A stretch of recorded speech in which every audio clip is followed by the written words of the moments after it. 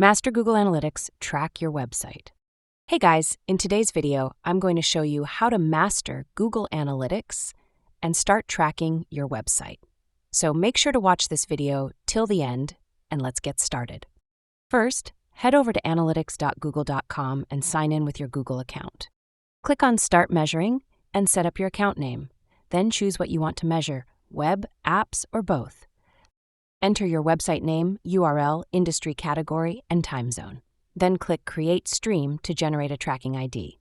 Copy the global site tag gtag.js provided and paste it into the head section of your website's HTML, or use a plugin if you're on WordPress.